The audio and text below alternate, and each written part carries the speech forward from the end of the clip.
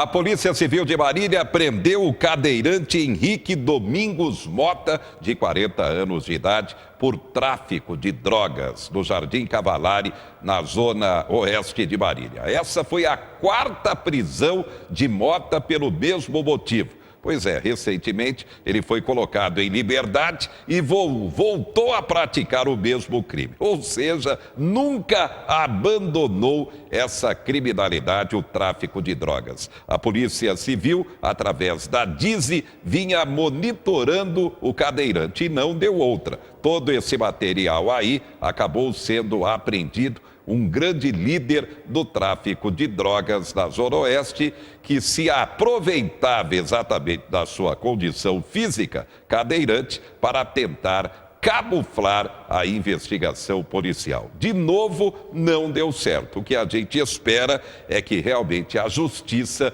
o mantenha preso pelo maior tempo possível. Afinal de contas, os números não mentem. O tráfico de drogas a cada dia é cada vez maior em Marília, na microrregião, como em todo o país. E se tem esse tráfico todo, a gente já debateu esse assunto aqui, é porque, infelizmente, o consumo é cada vez maior. E agora vamos falar de saúde. Estamos no Setembro Verde, uma atividade importante. A Associação Brasileira de Transplantes de Órgãos instituiu o Setembro Verde com o objetivo de estimular a população a fazer a doação de órgãos. É um momento muito complicado quando, do falecimento de uma pessoa, as pessoas responsáveis representando a associação chegar no momento do velório e pedir a doação. É um momento difícil, mas que tem que acontecer, afinal de contas,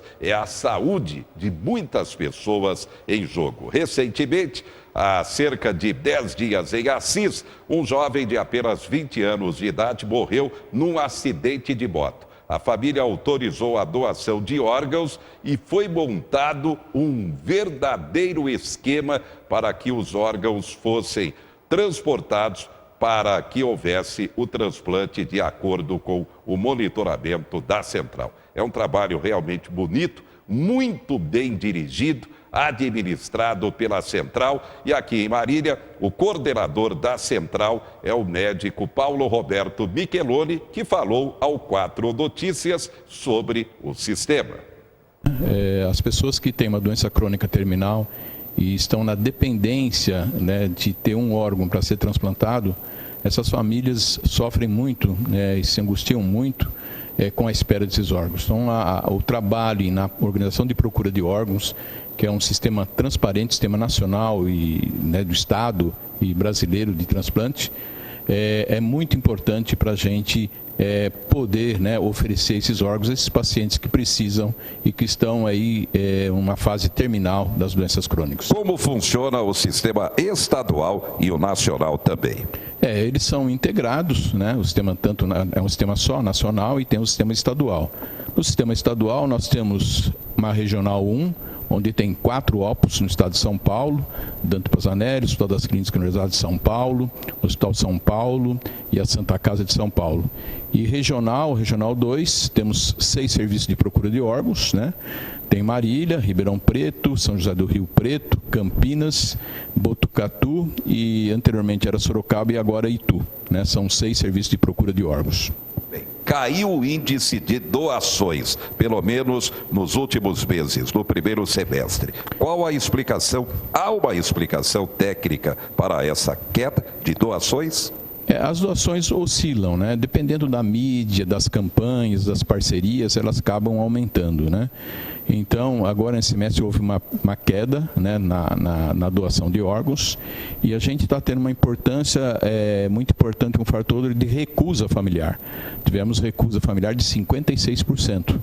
Então, a gente tem trabalhado e fazendo parcerias com a prefeitura e também com a associação comercial e também nas escolas, né, com palestras, campanhas. Temos o Laço Verde, que hoje significa, né, a doação de órgãos. O Dia Nacional do Doador de Órgãos é 27 de setembro, então nós estamos trabalhando nesse sentido para sensibilizar a sociedade à importância da doação de órgãos. Essa sugestão do presidente da BTO de que o interessado em vida, ele manifeste à família o interesse de ser um doador, na prática isso pode funcionar de uma forma mais ampla, com uma melhor divulgação?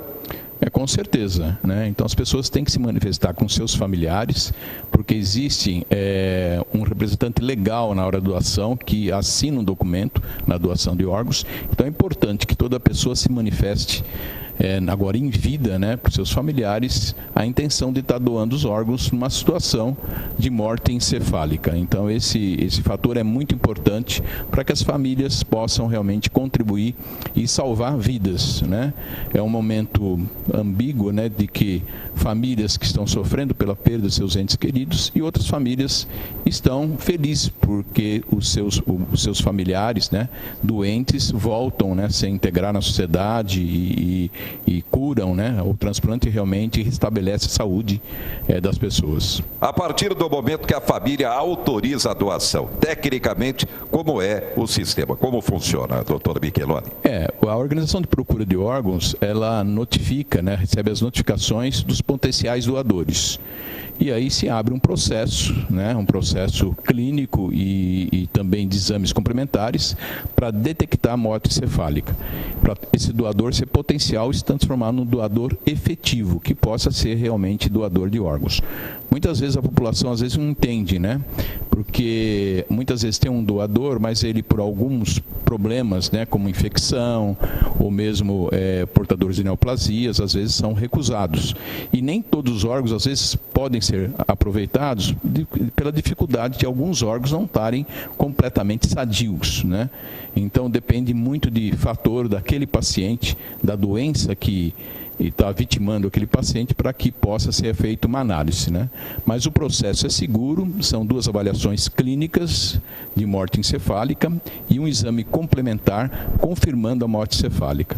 Então, na verdade, aquele paciente que é um doador potencial, ele se encontra ainda com os órgãos sendo perfundidos, porque existem os aparelhos e as drogas vasoativas que estão mantendo a perfusão, né, dos tecidos, né? Mas, na verdade, o cérebro já existe uma morte cerebral. O cérebro já não responde, não tem atividade elétrica, e esse paciente, à medida que você retira esse respirador, essas drogas, o paciente, praticamente o coração para de bater. E como se define as pessoas que irão receber os órgãos doados? As organizações de procuras de órgãos, uma vez que é identificado um potencial doador, aciona o Sistema Nacional de Transplante, e o Sistema Nacional de Transplante, Sistema Estadual e Nacional, eles identificam, né, as diversas equipes transplantadoras, que existem listas em cada tipo de transplante, se é de fígado, se é rim, se é pulmão, se é coração, e de acordo com a classificação em termos de cada órgão, né, existe uma lista. E quem estiver no topo da lista é chamado para para doar, para receber o órgão que foi doado. Evidentemente, há um tempo de segurança para tudo isso. Tudo é feito com um sistema dentro de um aperfeiçoamento cada vez maior. É isso, doutor Micheloni? Com certeza, né? Existe um tempo hábil para esse órgão ser transplantado, né? E também um tempo para manter esse doador, esse potencial doador, mantendo em condições de ser doador, né? Isso é um desafio muito grande que a gente tem, né? Quer dizer, um órgão para ser doado, ele tem que estar com uma perfusão tecidual, né? O sangue que chega nesses tecidos, né, sendo alimentados adequadamente, estando em sofrimento esse órgão para ser transplantado. Então existe toda uma preocupação de manter o doador, né, para que ele possa realmente efetivar a sua doação. Transplante de medula, como que está essa questão no Brasil? O transplante de medula já parte para o transplante de tecidos, né? Então existe aí um pool de medula, né? Pessoas que doam medula. E o transplante de medula geralmente são ou o transplante idêntico, né? Aquela medula que quem está doando, né, ela tem que ter igual de quem está recebendo. ou o idêntico, né? São então transplantes que se ocorrem através de uma transfusão de sangue. Então existe dentro do Sistema Nacional um pool, né, de pessoas doadoras de medula, e eles são compatíveis ou não, são idênticos ou compatíveis em relação ao transplante de medula. Em Marília, quais tipos de transplantes são realizados atualmente? Em Marília nós temos um transplante de córnea, né, que é de tecido, e de órgão. O único transplante que se faz até hoje é o de rim. Mais algum destaque sobre o tema, o estímulo à doação de órgãos para transplantes? Eu acho que é importante o apoio de toda a sociedade, né, para que a gente possa realmente aumentar, né, a doação de órgãos. É um ato de amor, né, que a gente sempre temos uma campanha de que uma doação salva 8 pessoas, né? Então é um ato de amor que a gente precisa trabalhar para aumentar essa captação de órgãos para as famílias, pessoas que necessitam desses órgãos para serem transplantados e para sobreviver, que é a única maneira muitas vezes de sobrevivência. Tanto a mídia destacando o Setembro Verde com o objetivo de levar a conscientização à população sobre a importância da doação de órgãos. É o futuro, é a vida em jogo. E a gente continua falando sobre saúde. O governo federal sancionou desta terça-feira a lei que cria o programa de financiamento para as Santas Casas. 10 bi estarão disponibilizados e haverá uma moratória de cerca de 15 anos. É uma realidade, as Santas Casas passando por dificuldades terríveis em todo o território nacional, exatamente porque falta o básico. Qual é o básico? A correção da tabela do Sistema Único de Saúde. Edson Rogatti, presidente da Federação das Santas Casas do Estado de São Paulo, comenta o momento financeiro e volta a cobrar exatamente a correção da tabela SUS. Nós, na Federação das Santas Casas do Estado de São Paulo, aqui no Estado de São Paulo, o que nós estamos fazendo? Todo investimento nosso, os recursos que nós estamos investindo em gestão. Nós já estamos na 5ª turma de pós-graduação, cada turma 200 alunos. E vamos já partir para a 6ª turma para chegar a 1.000, 2.000, 1.200 alunos pós-graduado, em curso. A gente está investindo muito nisso aqui nas Santas Casas, para que as Santas Casas tenham gestão. O que as Santas Casas não têm é financiamento, porque a única coisa que ficou para o governo federal na Constituição de 88 era o pagamento, era pagar o que custa. Nós estamos há mais de 10 anos sem aumento de tabela. E todo ano, a gente sabe, estamos vendo agora que vamos ter 3 aumentos de energia, aumento de medicamento, tem aumento de tudo. E nós não temos aumento da tabela. Você vê uma consulta R$10, uma cirurgia, uma fimose, R$80, você tem uma equipe médica para ir fazer isso. Então, nós precisamos, para as Santas Casas, ter gestão e financiamento. O governo tem que pagar aquilo que custa e cobrar das Santas Casas gestão. Esse motivo de não ter o que o senhor aponta como financiamento e não haver essa correção no repasse, é isso que levou essa dívida a crescer tanto? É isso, porque as Santas Casas, o que ela faz? Quando ela não tem o recurso, ela tem que ir num banco. E todo mundo, todos nós sabemos que ir em banco, pegar dinheiro em banco emprestado é muito caro. Aqui no nosso país, o juro é muito caro. Então, as Santas Casas, porque ela tem que ter as certidões em dia. E para ter as certidões, ela tem que pagar os tributos para o próprio governo. Então, como que nós vamos manter uma Santa Casa se a gente não recebe? Eu vou dar um exemplo aqui para que toda a população saiba. Uma OS, o governo do estado tem as OS aqui. O mesmo procedimento na Santa Casa, numa OS custa 3,5 vezes o mesmo valor. Se custa 100, ele paga 100 para a Santa Casa, ele paga 350 para uma OS fazer o mesmo procedimento médico. Um hospital público, 6, 7 vezes mais. O mesmo hospital do governo. E a gente vê que o resultado. O que o governo tem que fazer é pagar aquilo que custa e cobrar das Santas Casas as gestões.